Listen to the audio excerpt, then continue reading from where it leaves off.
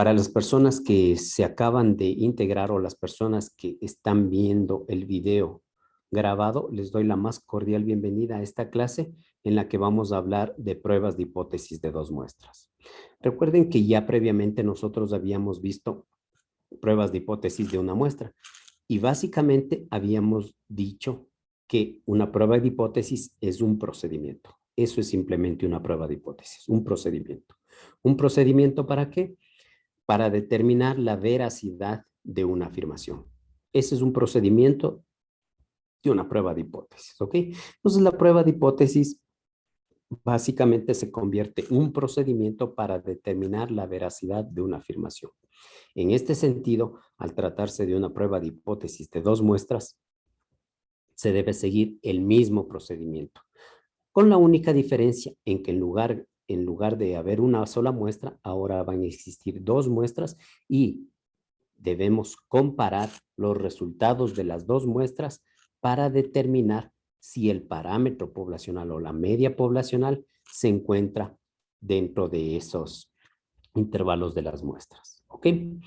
Para esto, por favor, les invito a revisar, obviamente, la introducción de pruebas de hipótesis de dos muestras que se encuentra en el texto básico. Sí, en realidad les va a servir de bastante ayuda, pero con que ustedes sepan ya el tema de pruebas de hipótesis de una muestra, el tema de pruebas de hipótesis de dos muestras es bastante intuitivo porque se debe seguir el mismo procedimiento a la final de cuentas. ¿Ok? Lo único que hay que tomar en cuenta, lo que les he subrayado aquí, lo que les he resaltado aquí, se seleccionan muestras aleatorias de dos poblaciones distintas. ¿Ok? Eso es básicamente lo que se debe hacer. ¿A qué se refiere poblaciones distintas? Digamos que yo quiero comparar el ingreso promedio de los ecuatorianos, pero claro, ahora voy a seleccionar muestras de dos poblaciones distintas. De pronto, una población puede ser los hombres y otra población las mujeres.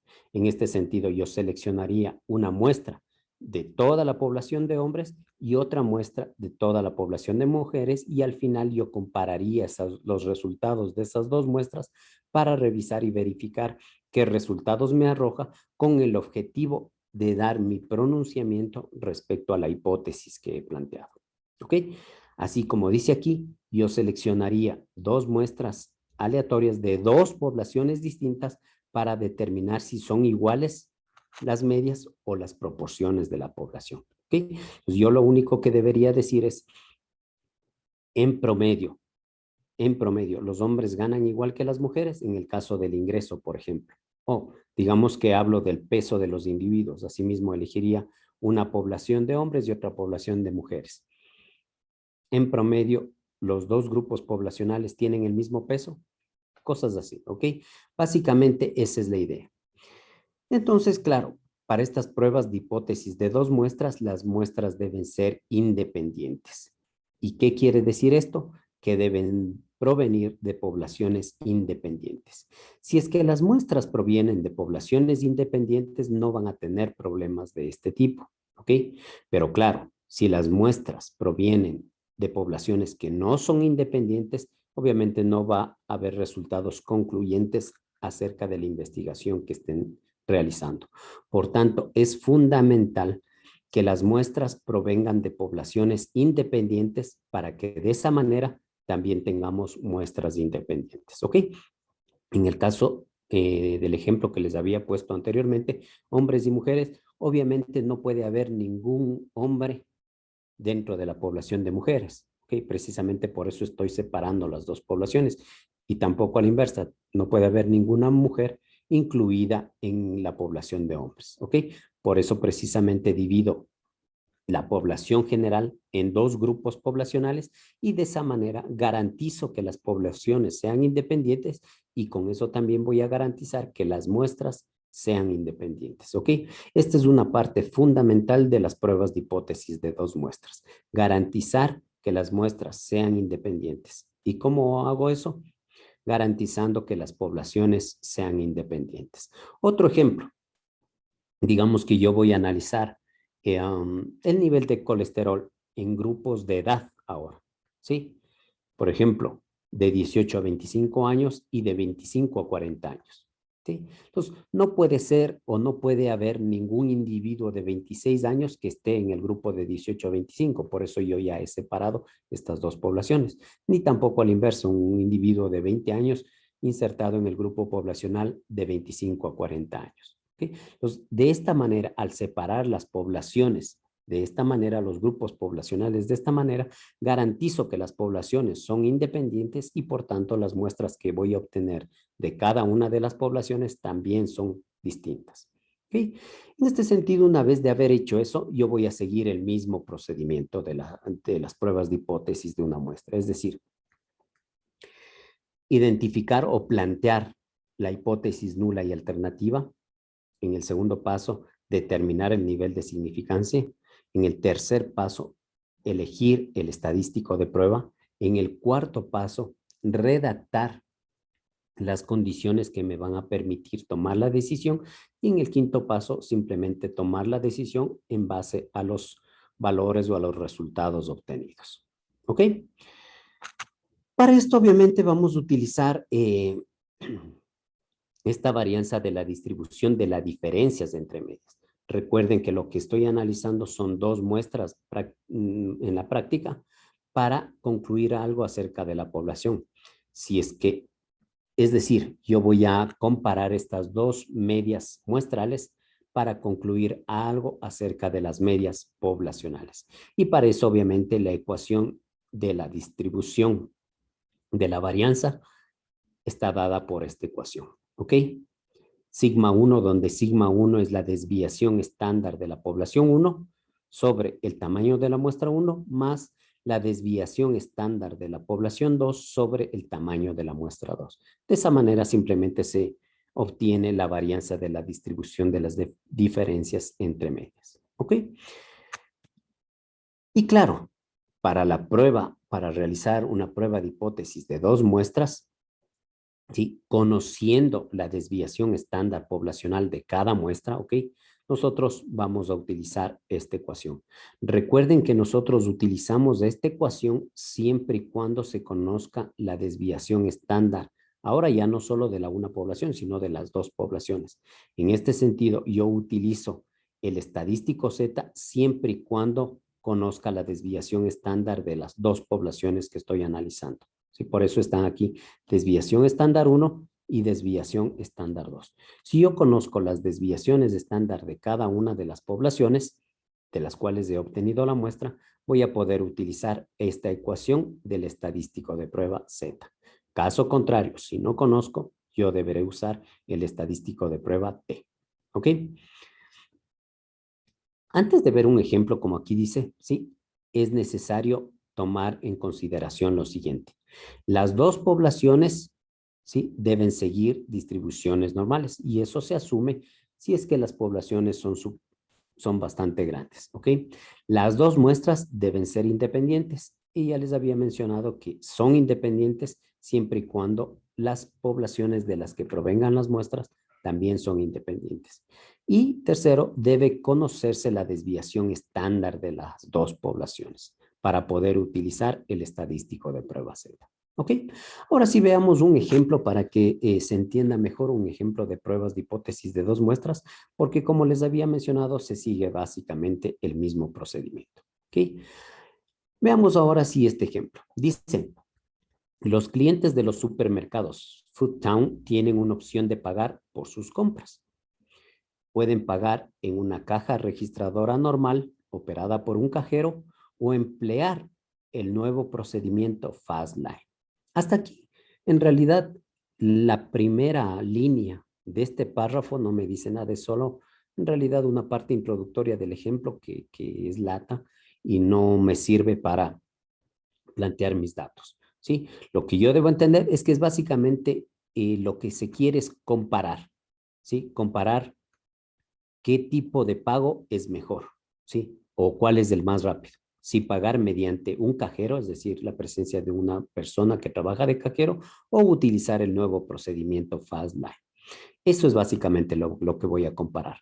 Recuerden que una prueba de hipótesis de dos muestras lo que hace es comparar las medias muestrales de dos muestras, ¿sí? para concluir acerca de las dos poblaciones. Entonces, la una población estaría representada por todas las personas que pagan por el método tradicional con un cajero y la otra población estaría representada por todas las personas que pagan utilizando el nuevo procedimiento Fastlane. ¿Ok?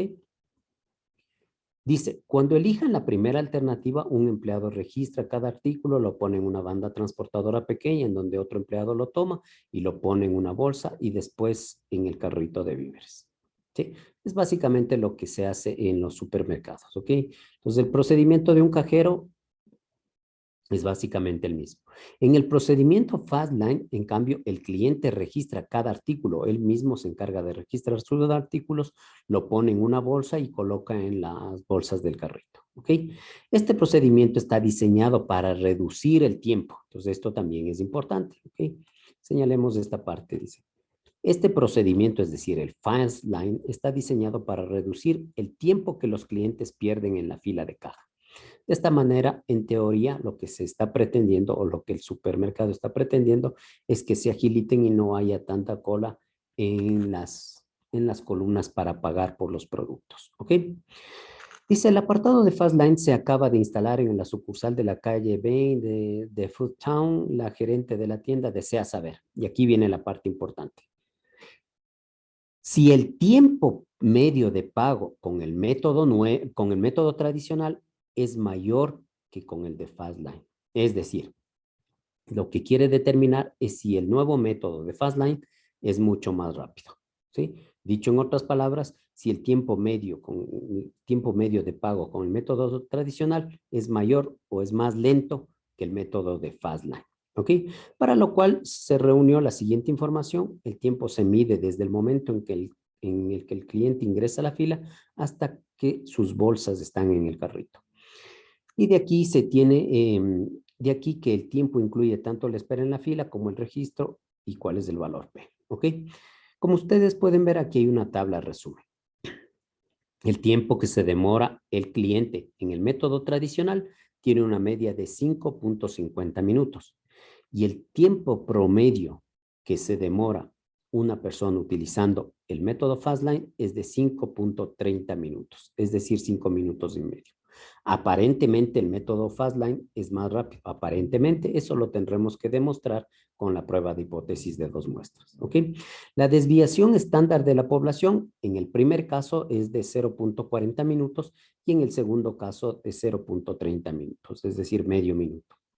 Y los tamaños de la muestra de la primera población, de todos los que utilizan el método tradicional, ha sido de 50 personas y los que utilizan el método Fastlane se ha obtenido una muestra de 100 personas.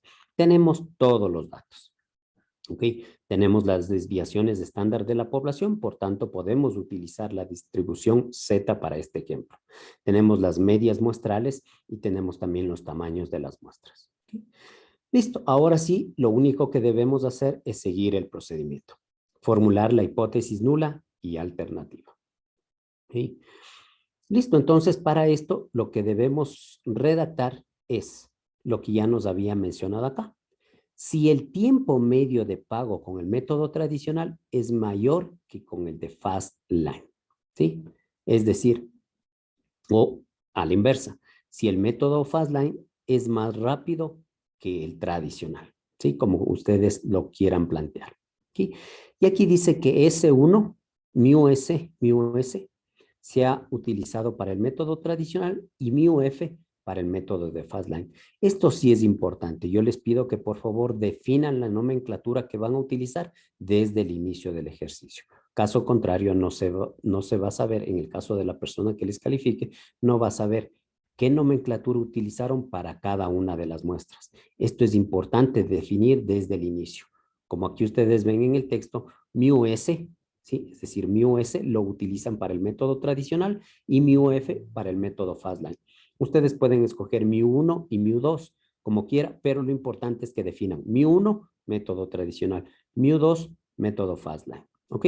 Y aquí básicamente plantea las hipótesis de la siguiente manera. Hipótesis nula, μS menor o igual que μF. Es decir, el tiempo medio de pago del método tradicional es menor o igual que el tiempo medio de pago por el método Fastline.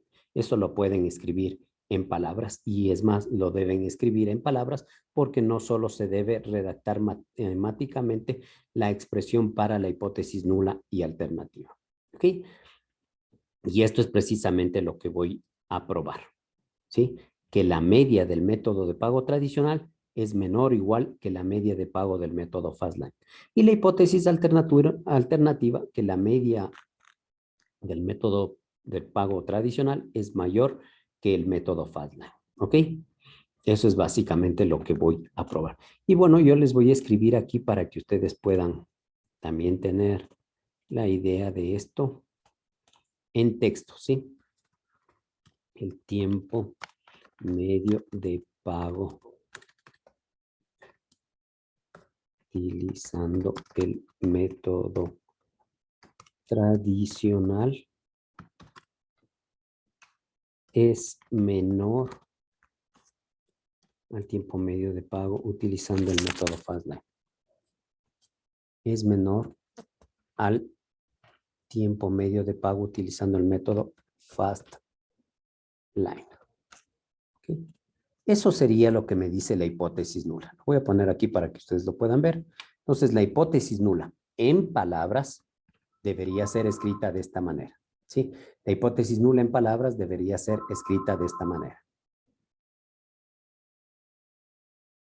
Y obviamente la hipótesis alternativa, ¿sí?, debería ser escrita en el sentido contrario. El tiempo medio de pago utilizando el método tradicional es mayor al tiempo medio de pago utilizando el método Fastline. ¿Ok?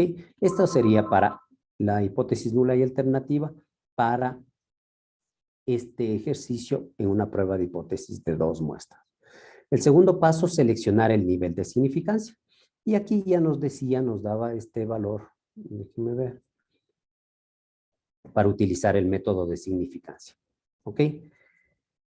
En este caso, se va a seleccionar el nivel de significancia de 0.01. ¿Ok? Eso es lo que les dice este ejemplo, entonces se va a seleccionar este nivel de significancia. El tercer paso, determinar el estadístico de prueba.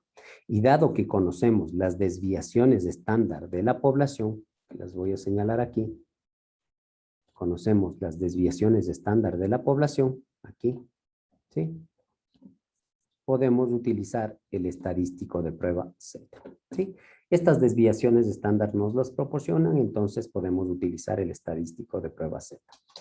El paso 4, formular la regla de decisión. Y para eso debemos obtener los valores críticos que los obtenemos a partir de del nivel de significancia que nos han proporcionado. ¿Ok? Miren, como se trata de una prueba de hipótesis de una cola, dado que el símbolo o el signo es menor o igual es una desigualdad, miren, aquí está, ¿sí? Y la región de rechazo está colocada a la derecha de la campana de Gauss con un nivel de significancia de 0.01. ¿Okay? 0.01. En este caso, el valor crítico para este nivel de significancia es de 2.33. Por tanto, yo deberé redactar, ¿sí?, mis condiciones de la siguiente manera. Si el valor calculado de Z que voy a calcular es menor a 2.33, yo no rechazo la hipótesis nula. Pero si el valor que yo voy a calcular de Z es mayor a 2.33, yo debería rechazar la hipótesis nula, porque se encontraría en la región de rechazo. ¿Okay? Finalmente, entonces, yo voy a calcular el valor de Z y voy a comparar con el valor crítico que me muestra de acuerdo al nivel de significancia. Repito, el valor crítico ustedes lo obtienen a partir del nivel de significancia que se les proporciona en el ejercicio. En este caso, como el nivel de significancia proporcionado es 0.01, el valor crítico es de 2.33. ¿De dónde yo saco esto? De la tabla Z correspondiente. ¿Ok? Listo, entonces con un nivel de significancia de 0.1, yo voy a 0.01, voy a calcular el valor de Z. Como ustedes ven, esta es la ecuación, ¿sí? Y simplemente lo que hago son sustituir los valores. La media del método tradicional es 5.5. Si ustedes recuerdan, me voy a regresar acá, ¿sí? 5.5 y la otra es 5.30. Entonces, 5.5 menos 5.3 la raíz de la desviación estándar del método tradicional. La desviación estándar está acá, ¿sí? 0.40 y 0.30. 0.40 al cuadrado, obviamente, sobre n, que es 50, porque el valor de la muestra o el tamaño de la muestra de la primera muestra es 50 y del segundo 100. Reemplazo todos esos valores, 0. Al cuadrado sobre 50, 0.30 al cuadrado sobre 100. Resuelvo esta operación aritmética y voy a obtener que el valor de z calculado es 3.13. Perfecto. Yo ya he obtenido el valor calculado, que lo voy a poner aquí. 3.13. ¿Sí? Y miren, si yo coloco este valor, ¿sí?, en la recta real que está aquí, este valor obviamente va a la derecha de 2.33. ¿Por qué? Porque es mayor que 2.33. Es decir, 3.13 es mayor que 2.33 y por tanto debe ser colocado a la derecha de este valor. Y como ven, cae en la región de rechazo. Por tanto, lo que yo debería hacer es rechazar la hipótesis nula.